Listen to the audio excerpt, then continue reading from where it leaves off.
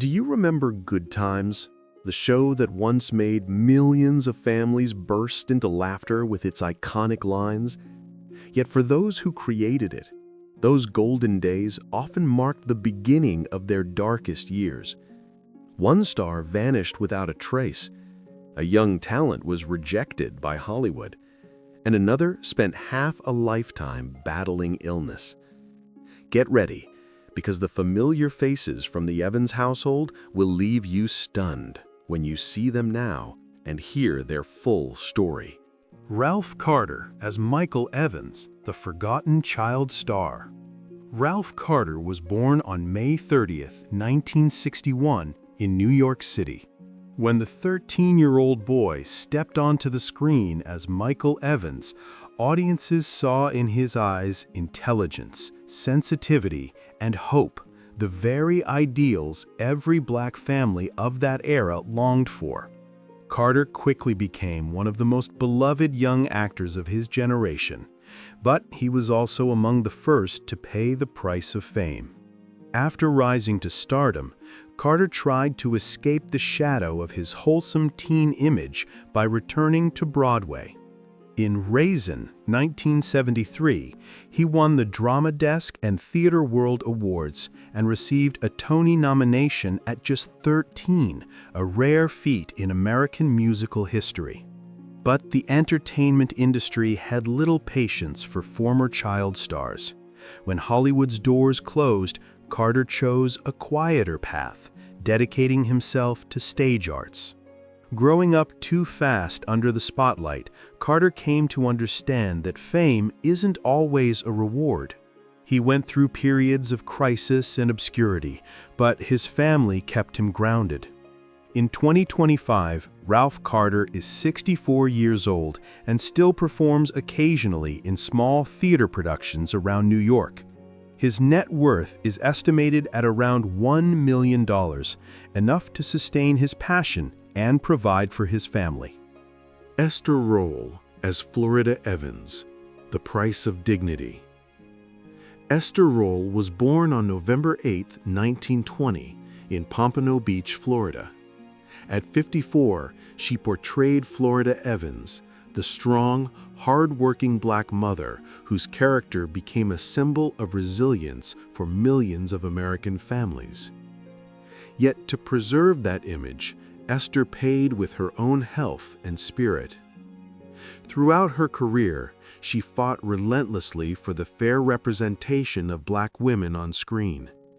While others compromised, she confronted, and her outspoken stance often left her isolated within the industry. Still, she remained steadfast, shining in Summer of My German Soldier, which earned her an Emmy, followed by acclaimed films such as Driving Miss Daisy and Rosewood. The more success she achieved, the lonelier she became. The studio lights couldn't fill the emptiness of the small apartment she returned to after every shoot. Her 20-year marriage to Oscar Robinson ended quietly. With no children and no family by her side, she buried herself in work. In her later years, diabetes silently ravaged her body, while her finances dwindled due to her demanding schedule and declining health. On November 17, 1998, Esther Rolle passed away in California at the age of 78. Her body was laid to rest at Westview Cemetery. Her estimated net worth of $2 million could never compensate for the pain of a woman who carried two worlds on her shoulders. John Amos as James Evans, Conflict Behind the Laughter. John Amos was born on December 27, 1939, in Newark, New Jersey. At 35, he played James Evans Sr., the strict, principled, yet deeply loving father whose portrayal became engraved in the hearts of audiences in the mid-1970s. It was the role that made him a household name, but also the beginning of years filled with conflict and pain behind the scenes. His rapid success brought him fame, but also put him at odds with the show's creative team, where he felt the image of black families was being distorted. Long-running disputes eventually forced him to leave the show in bitterness. Still, he rose again, channeling all his energy into Roots, where his portrayal of the adult Kunta Kinte brought him to new heights and earned him an Emmy nomination. Years later, his role as the father in Coming to America, 1988, rekindled audience affection. Yet loneliness lingered behind the laughter and the flash of cameras. Behind the smile on the red carpet was a heart burdened with loss. 3 failed marriages left him with scars that never healed. In his later years, he became embroiled in a public dispute with his own daughter. Emotional turmoil, coupled with chronic heart failure, slowly drained the life out of the once iron-willed man. On August 21, 2024, John Amos took his final breath in California at the age of 84. His net worth, around $3 million, could not buy back the peace he had lost, nor could it ever measure the true worth of what he left behind. Jimmie Walker as Jay Evans, trapped by a catchphrase. Jimmie Walker was born on June 25, 1947 in Brooklyn, New York. At 27, he brought Jay Evans to life. His character's explosive catchphrase, "Dynamite," became a national phenomenon, propelling Walker to stardom. But it also trapped him in the shadow of his own creation for the rest of his life. Fame came too quickly, leaving Walker caught between the audience's laughter and the cold stares of his peers. Many critics accused him of oversimplifying the show's message, turning black identity into a televised punchline. The tension on set strained his relationships with co-stars John Amos and Esther Rolle, leaving him feeling isolated within the very fictional family audiences adored. Afterward, Walker found solace on smaller stages, touring across America as a stand-up comedian. Supporting roles in Airplane, 1980, and Scrubs helped keep him visible, but the bright lights of Hollywood gradually faded. While his peers settled down, he chose solitude. In a 2012 talk show appearance, Walker stated bluntly that he wasn't born to be a father and never needed marriage.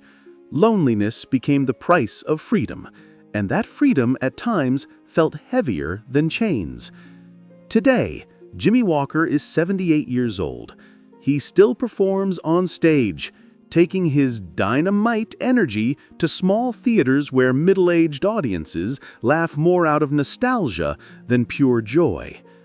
His net worth, about $1 million, comes from comedy, commercials, and revisiting the laughter of the past, as if he's still living on the memories that made him. Jeanette Dubois as Willona Woods. A hidden emptiness.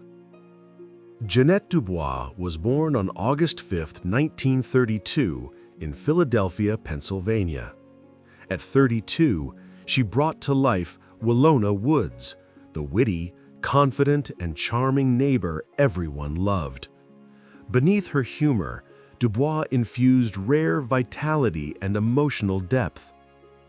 After leaving the small screen, Dubois sought to prove herself in many fields. She wrote and performed "Movin' On Up," the theme song for the Jeffersons, which became a cultural anthem of pride and upward aspiration for African Americans. In the 1990s, she won 2 Emmy Awards for her voice work on the animated series The PJs. Yet behind the applause and bright lights was a quiet emptiness. Her marriage to Sajit Krishna Gupta ended young, leaving her with 4 children and the weight of financial responsibility. The death of her son, Raj Christo Gupta, from cancer at age 36 plunged her into depression. Her health declined and she gradually withdrew from Hollywood life. On February 17, 2020, Jeanette Dubois passed away peacefully in her sleep at her home in Glendale, California, at the age of 77. The cause of death was reported as cardiac arrest. Her estimated net worth was around $2 million, modest for such an influential career, but for Dubois, art had always been worth far more than money. Bernadette Stanis as Thelma Evans, The Weight of Expectation. Bernadette Stanis was born on December 22, 1953, in Brooklyn, New York. At 21, she portrayed Thelma Evans, the only daughter, who presented a fresh, graceful image of black women on American television. But behind that poise were years of private pain only she truly understood. Fame arrived early and consumed her beneath the weight of expectations. After Good Times ended, Stanis struggled to find her footing in Hollywood. Small roles weren't enough to keep her in the spotlight, but they opened a new path: writing. Her books, such as Situations 101, Relationships, became bestsellers, exploring themes of love, betrayal, and self-respect. Stanis's love life was turbulent. 4 marriages and 4 heartbreaks fell apart under the strain of fame and incompatibility. She once admitted that success made people fall in love with her image, not with who she truly was. Still, her 2 daughters, Dior and Brittany, became her source of strength through loneliness. Now, Bernadette Stanis is 72 years old. She lives peacefully in Atlanta with her children and grandchildren, occasionally appearing at women's conferences and television reunions. Her estimated net worth of $3 million is enough for her to live peacefully, far from the noise of fame. Hee Haw was more than just a television show. It was a cultural phenomenon, the warm hearth that brought 3 decades of laughter, country soul, and unforgettable characters into millions of homes. But behind the banjos and the bales of hay, a chilling pattern emerges. Did you know that many of the show's most beloved legends met shockingly tragic ends?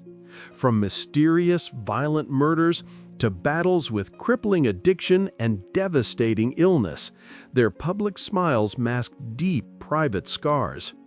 Join us as we pull back the curtain on the Hee Haw family, honor their colossal legacies, and uncover the shocking, often heartbreaking stories that defined their final days. Grandpa Jones, Trauma, and the Final Silence. Louis Marshall Grandpa Jones was an indispensable presence on Hee Haw, delivering down-home laughter with his banjo and outrageous catchphrase. But behind the grandpa makeup was an artist who had faced grinding poverty and quiet mental strain. His life took a devastating turn in 1973 when he made a gruesome discovery: the murdered bodies of his close friend Stringbean Aikman and his wife. The trauma shattered him. Jones not only became the key witness in the trial, but he also carried the unbearable grief of losing his chosen family. The blow made him quieter, harder, and distant. Despite his eventual induction into the Country Music Hall of Fame, his end was marked by decline. After a final performance in January 1998, he suffered 2 massive strokes and passed away less than a month later at 84. His $2 million net worth was a modest sum for a lifetime of performance marked by a moment of unspeakable horror. Roy Clark, the banjo player who couldn't outrun the pain. Roy Clark didn't just host Hee Haw, he embodied the American dream. For nearly 30 years, his genuine smile and banjo mastery were etched into our collective memory. Yet behind that magnetic stage presence lay a life steeped in struggle. Born into Great Depression poverty, music was his only shield against a world that mocked him. As his fame exploded, so did his internal conflict. He used laughter as a fierce mask, eventually losing sight of the man beneath the performer. Fired abruptly in 1957 for tardiness, the blow crippled his dreams but failed to curb his volatile temper. Quietly, he retreated into heavy drinking, calling it his way to shut off the noise of loneliness. By the late 1980s, alcoholism was a ghost haunting his life, straining relationships and leading to chilling moments where he'd pass out backstage while the applause was still roaring. His love life mirrored the turmoil. His first marriage failed in 3 years, and while his second, to Barbara Ruppard, lasted, it was marred by emotional distance and his refusal to face his feelings. The effort to be the happy man in public left him exhausted and absent as a father to his 5 children. Roy Clark passed away at 85 from pneumonia complications, leaving behind a $10 million estate that ultimately failed to purchase the peace he craved. Ronnie Stoneman, laughter at the cost of the soul. Ronnie Stoneman, the first lady of the banjo, joined Hee Haw at 31, using her character Ida Lee Nagger to blend comedy with the hard truths of working-class America. But the humor was earned through a brutal upbringing. The 15th of 23 children, her childhood was defined by poverty, chaos, and a father who forced relentless practice until her fingers bled, leaving her feeling she constantly had to earn the right to exist. Her stage laughter was a high price paid for bearing memories of cold nights and a stolen childhood. Despite her fame, she struggled solo, living in the shadow of her male co-stars. She once lamented, "They paid me with laughter, but life demanded my whole heart." In her final years, even as her health failed, she kept smiling for the crowds. Few knew the truth hidden under the thick stage makeup, fainting spells, and desperate nights sleeping in her car because she couldn't afford a room. She died at 85, leaving a modest $1 million fortune, a devastating testament to the industry's quiet discrimination against a talent who gave over 6 decades to music. Buck Owens, the silence after the music died. Buck Owens wasn't just a co-host. He was a titan of country music, defining the Bakersfield sound with 21 #1 hits. He lived for passion, but ultimately, he died in solitude. His world shattered in 1974 when his best friend and musical partner, Don Rich, suddenly died. In Buck's own haunting words, it was, "The day music inside me died too." His creativity withered. Though Hee Haw continued, he became a ghost on autopilot, distrustful, short-tempered, and creating a climate of fear among colleagues who recalled threats and alienation. His private life was a series of failed connections, 4 marriages, 3 ending in divorce, 1 annulled. His romantic life was defined by failure he never grasped, once marrying violinist Jana Jay, only to file for annulment days later. He focused on building his $100 million Buck Owens Enterprises empire, buying radio stations. But money could never reclaim what he lost. He died of a heart attack in his sleep at 76, leaving behind a monumental musical legacy and a fortune, but also the gaping wound of lost companionship. Stringbean, the brutal silence of the banjo. David Stringbean Aikman brought a unique, endearing awkwardness to Hee Haw. The lanky comic, with his old banjo and low-hanging trousers, was beloved for his simplicity. Born into poverty, he even bartered a pair of chickens for his first banjo.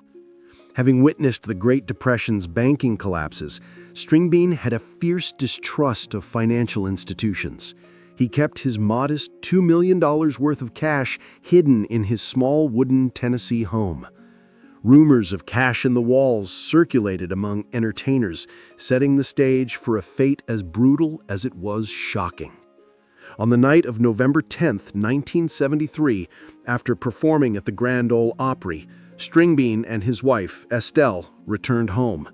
They were unaware that 2 thieves were lying in wait. He was shot dead the moment he entered the house. Estelle screamed, begging for her life, but was also gunned down. Their bodies were discovered the next morning by a neighbor and fellow Hee Haw castmate, Grandpa Jones.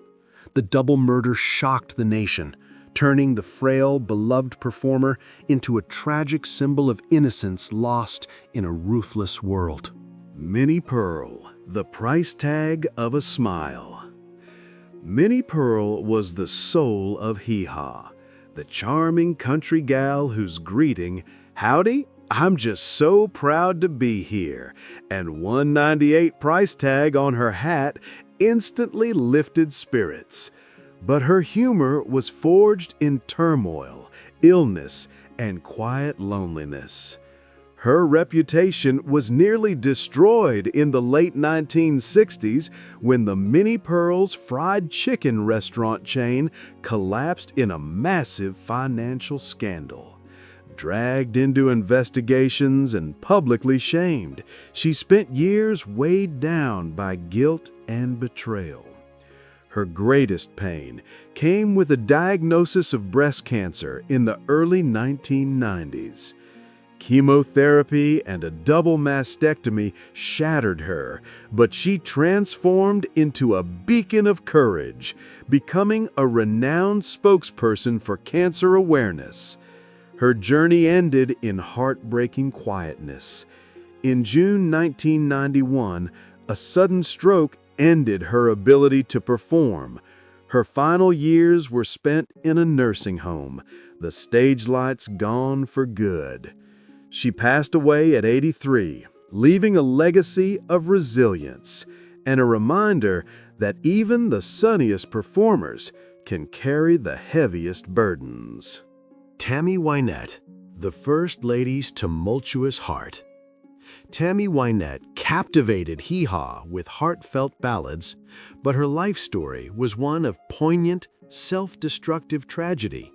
From picking cotton to becoming the First Lady of country music, her journey was chaotic.